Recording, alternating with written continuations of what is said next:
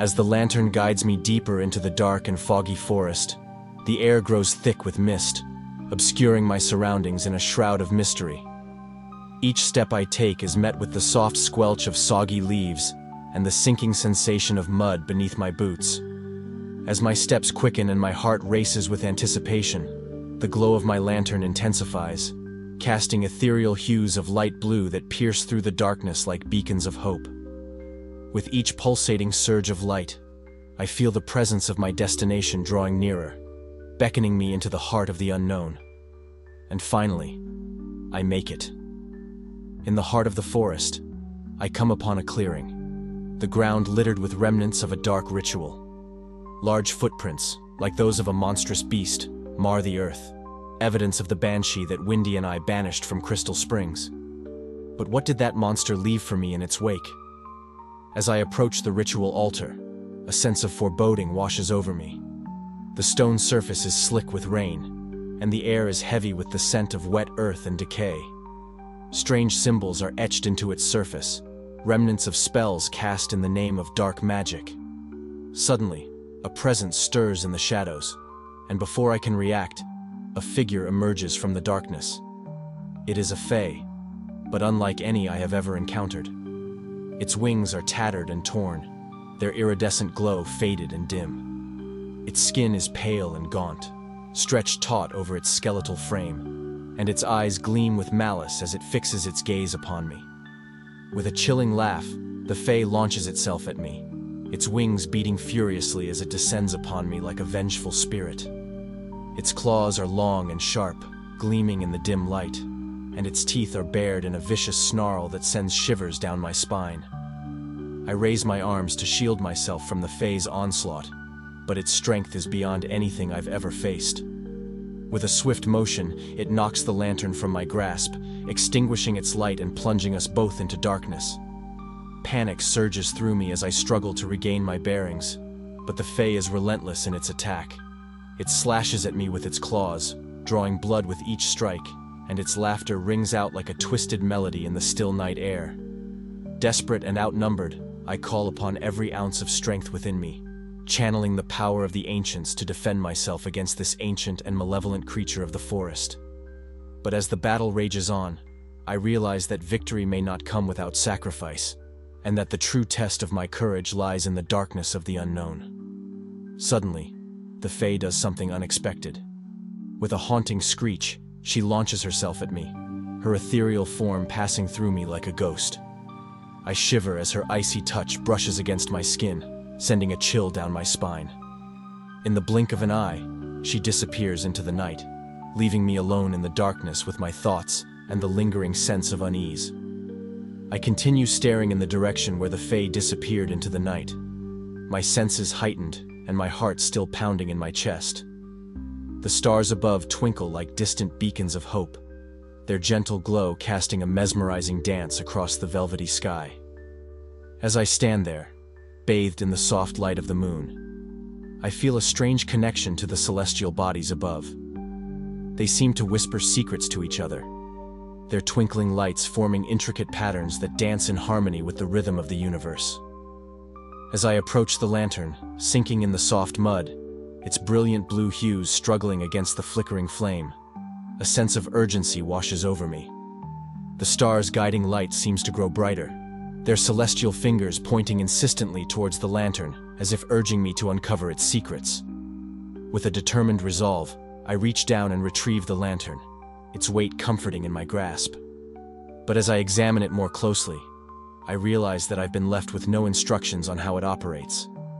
A surge of frustration bubbles within me, but I quickly push it aside, knowing that I must rely on my instincts to navigate this newfound mystery. With the lantern securely in hand, I turn back towards the cabin, the path illuminated by its soft glow. Each step I take feels purposeful, guided by the unseen forces that beckon me forward into the unknown. As I reach the cabin once more, its weathered facade looms before me like a silent sentinel guarding its secrets. With a deep breath, I push open the door and step inside, the musty scent of old books and forgotten dreams enveloping me in a familiar embrace. With my heart pounding in my chest, I begin to search the cabin once more, my eyes scanning the cluttered shelves and tables for any clue that might shed light on the lantern's true purpose. But as I sift through the dusty artifacts and ancient tomes, I can't shake the feeling that I'm missing something, that there's a piece of the puzzle still waiting to be discovered. As I sift through the cluttered shelves and tables of the cabin, my frustration mounts with each passing moment. The answers I seek remain elusive, hidden amongst the relics of a bygone era. But just as I begin to lose hope, my eyes fall upon a weathered tome nestled amongst a stack of crumbling manuscripts. Its pages are worn and yellowed with age, but as I flip through them, I realize that I may have stumbled upon the key to unlocking the lantern's secrets. With trembling fingers, I trace the faded text, deciphering the ancient runes and symbols that adorn the pages. Each word is like a whisper from the past, guiding me towards a deeper understanding of the mysteries that surround me. As I delve deeper into the tome's secrets, a sense of exhilaration washes over me. I am on the cusp of a discovery that could change everything, a revelation that could unlock the power of the lantern and reveal the true purpose behind its enigmatic glow. With newfound determination, I commit the ancient knowledge to memory, each word etched into my mind like a map to the unknown. And as I close the tome and rise to my feet, I know that the journey ahead will be fraught with peril and uncertainty. But armed with the wisdom of the ancients, I am ready to face whatever challenges lie ahead. As I return to the clearing where I first encountered the Fae, a sense of anticipation gnaws at my insides. The air hangs heavy with the lingering echoes of our encounter, but the forest remains eerily silent, devoid of the ethereal presence that had once haunted these woods. I step cautiously towards the ritual altar, its surface still slick with rain and shadowed by the dense canopy overhead. But as I draw closer, something catches my eye. A worn manuscript lying forgotten amidst the damp leaves and fallen branches. With trembling hands, I reach out and retrieve the ancient tome, its pages yellowed with age and its cover adorned with faded symbols that seem to shimmer in the dim light. As I flip through the brittle pages, a surge of emotion washes over me, for I realize that this is no ordinary manuscript. It is a relic of my family's past, a testament to the legacy of urban legend hunters that has been passed down through generations. With bated breath, I begin to read, each word a thread in the tapestry of my ancestry. The tale that unfolds is one of bravery and sacrifice, of battles fought and secrets uncovered in the name of protecting humanity from the darkness that lurks in the shadows. As I reach the final page, a sense of clarity washes over me. The mysteries of my family's past have finally been laid bare, and I am filled with a newfound sense of purpose. I may be the last of my line, but I am determined to honor the legacy of those who came before me, to carry their torch into the darkness and face whatever challenges may lie ahead. With the manuscript clutched tightly in my hands, I turn towards the forest once more, ready to embark on the next chapter of my journey.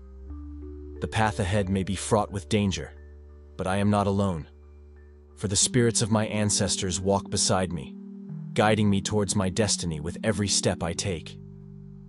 As the manuscript crumbles in my hands and fades away into the night, leaving me with more questions than answers, a chill runs down my spine.